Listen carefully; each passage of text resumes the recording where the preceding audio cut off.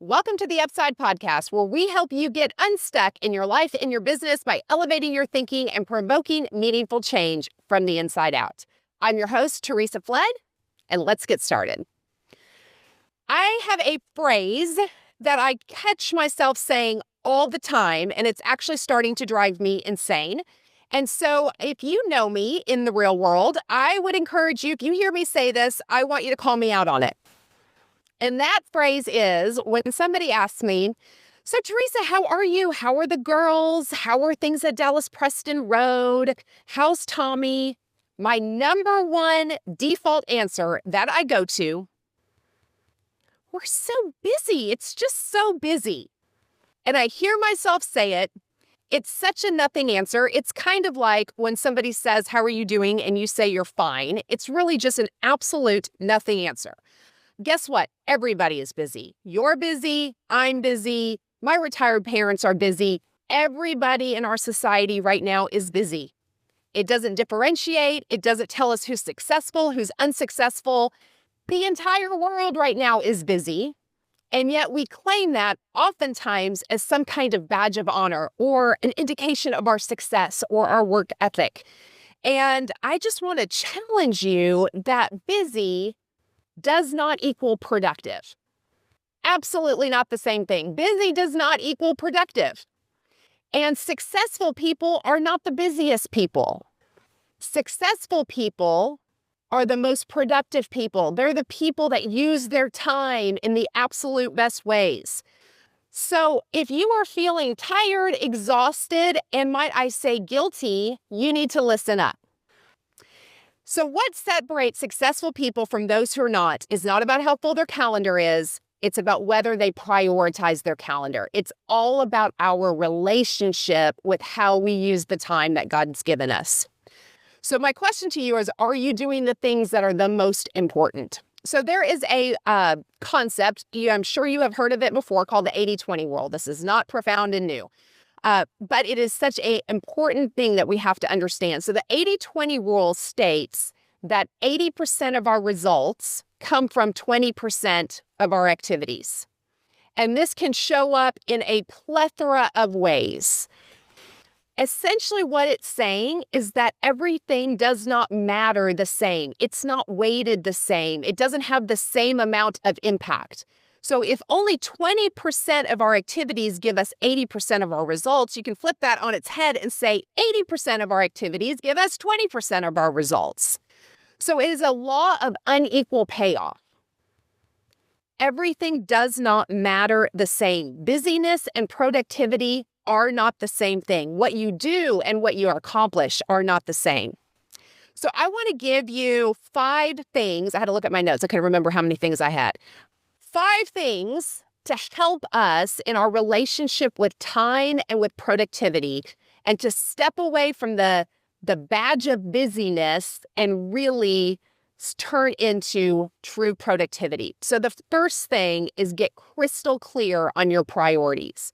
Now, I'm not even talking about your 20% right now. I'm talking about your 1%.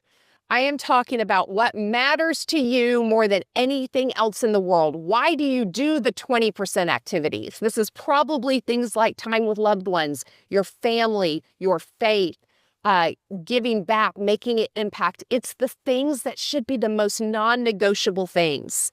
These go on your calendar first. Protect them at all costs. This is when you are on your deathbed at 105 years old. I don't want to cut anybody short, so I'm going to give you like 105 years old, and you're looking back on your life. What are those priorities that are your non-negotiables? Get really, really crystal clear on what those things are. Number 2, get crystal clear on your 20%. I heard somebody ask this question, and I thought it was so profound. If you only had 5 hours a week to work on your business or to work on things that are going to move your goals forward, what would you do? If you only had 5 hours, what are the absolute most important things that you would focus on to move the needle? Those things are going to be your 20%. These are going to be your high dollar per hour activities. These are going to be the things that only you can do, that you can't outsource, that you can't leverage.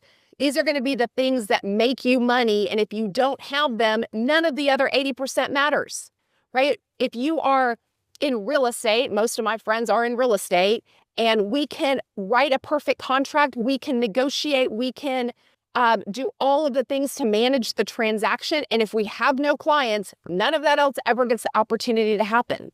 So being crystal clear on what your 20% is and guarding that at all costs. Oftentimes, it's the things we don't actually want to do. It's the hard choices that we have to make. Number 3, learn to say no. Practice with me. No. It's actually a really simple word, and yet for so many of us, it is very, very hard to say. It feels good to be needed. It feels good to be wanted. It feels good to be included. And so many times we say yes out of an obligation and not out of a clarity on our priorities. So remember, when you say yes to something, you're saying no to something else. Believe it or not, you cannot be in 2 places at one time. You cannot do 2 things at one time. So everything that you say yes to, you've said no to something else. So be sure that your yes means yes. When you say no to an opportunity, you're actually allowing somebody else to step up and say yes. It may not be the opportunity for you. And by you saying, that's not my time, that's not my focus right now, I need to step away from this, you're giving somebody else the opportunity. Why is time so valuable? Time is valuable because it's scarce. That's why it's valuable. If we had all the time in the world, it wouldn't be such a valuable thing. So be sure that you are saying yes to your priorities, you're saying yes to your 20%, and you're saying no to things that might hold you from that. I love the question, what am I doing that if I stop doing, nobody would even notice? That's probably something you don't need to be doing. And what are the things that I'm doing that I should be doing more of? What am I winning at in my business? And if I double down on this, I could let go of some other things that aren't actually as productive, that aren't getting me the kind of results that I want to get. These questions are transformative, and if we ask them and answer them, it's going to make more room for what truly matters. So get clear on your priorities, get clear on your top 20%, learn to say no, and number 4, learn to leverage. It can all get done. All the things can get done, and it can all be done by you. And learning to let go. There is going to be a future podcast episode totally on learning to leverage. So I'm not going to go into this in a whole lot of detail, but it really is about learning to leverage. It's not just doing it. We have to learn how to let go. We have to learn how to give up control. We have to learn how to choose when it's time and what those next steps are that we need to allow somebody else to take, and it becomes their 20% and out of our 20%. But all leverage is systems, it's tools, and it's people. So it doesn't necessarily mean a hire. A lot of times it is a who, but this is also about systems and tools. And when we learn to leverage, yes, there's a little bit of a slowdown in order to speed up dramatically.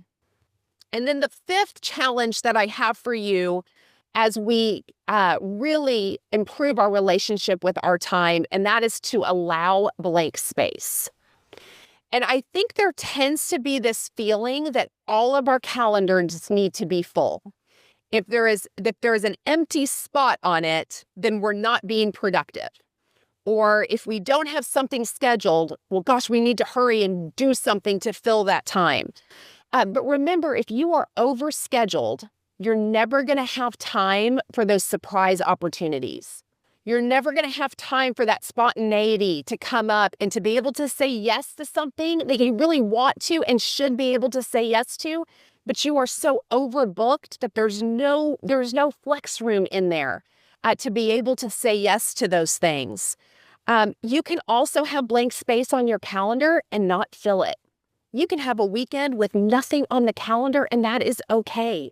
It is actually okay sometimes to sit on the couch. Yes, all of you goal-oriented, super successful, highly productive people, it is actually okay to rest. And I think so many times we wear our exhaustion as a badge of honor. Like, am I the most exhausted person in real estate? I am. I must be the best. It is not a badge of honor. And we have, as human beings, a limited amount of energy. choose how you use it incredibly wisely. You have to refuel it, but it will run out. Rest doesn't necessarily mean sleep. Sleep, that's a whole other conversation. I'm talking about rest. I'm talking about your brain taking a rest. I'm talking about your emotions. I'm talking about just having periods of time that are rest. Rest is not lazy.